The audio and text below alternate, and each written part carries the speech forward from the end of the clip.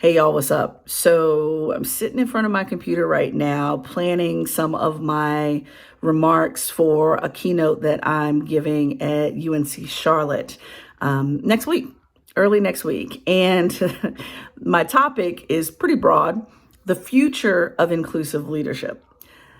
Now, that was my topic that I committed to before the SCOTUS hearings, right? So before the SCOTUS hearings, I probably would write this a completely different way. But I think one of the biggest things that we really need to dissect is the gray area of accountability. Now, what do I mean by that? We have this gray level of accountability where we have people on one end of a spectrum that are imperfect, but yet still striving quite clearly, strongly, without being performative, to do better and be better. Okay, from an inclusive and equity perspective. That's one end of the spectrum. The other end of the spectrum is extremely egregious behavior. And you know it as soon as you see it, you know it. Whether it's using a slur term or if it's a hate crime, those types of things that are extremely egregious and blatant.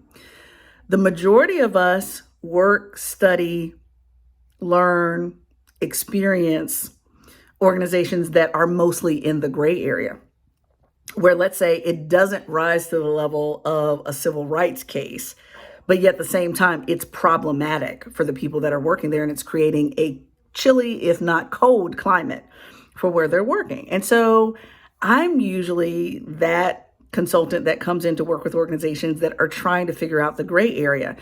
Now, this is where I have a problem on both sides. As we're navigating the gray area, you have a group of people that want to hold people accountable, which is fine and appropriate, yet have no hope that these people will change over time. And so you're saying you must get it. You must understand. You must be authentic. You must understand and you must change, but then don't give them the space to change, right? Then you have other people who want to hold people accountable and they give space for the change, and they're vilified for creating space for change. And so we have this conundrum here where we have the people that are, it's clear, it's open and shut, which most cases are not clear. And then you have the folks that just don't have the patience. They don't have the patience. And so, I've adapted Bell Hooks' quote to a lot of my work because I'm an educator, right? Because I expect people to learn, change, and grow. If they don't, I'm not going to say I'm surprised, but at least I make space for that possibility to happen. And so Bell Hooks, I'm going to read it because I don't want to mess up the quote. Bell Hooks says, "How do we hold people accountable for wrongdoing and yet at the same time remain in touch with their humanity enough to believe in their capability to be transformed?" And I think that's the challenge. I think there's accountability with no belief of being transformed, accountability with the hope that folks will be transformed, or no accountability. So what are we going to do, y'all? What are we going to do? I think we need to dissect the gray area a bit more because I do believe in accountability, and I'm an educator that has seen transformation over time in individuals and want to create space for the possibility for that to happen. But if everything is always an open and shut conversation, you're calling on people to do something that you're not giving them the space to do.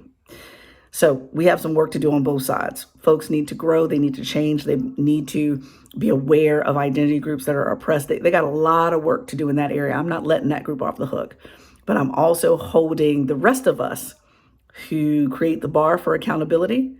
If you're going to hold them accountable for change, give folks the space to do so. If they don't, then I'm with you 100%. But if they do, what if they surprise us? What if they change over time? What if they grow and develop? What if they look back and years behind them, they're like, oh my God, I can't believe who I was. I'm so grateful and humbled and still on the journey of change. But are we creating space for that change to happen in such a way that we maintain contact with their humanity? I think that's where the lion's share of the work is. We're not talking about hate crimes. We're not talking about slurs. We're not talking about discrimination. I'm talking about the gray area that is not as easy to determine. How do we hold that accountability while giving the space for growth? Think about it.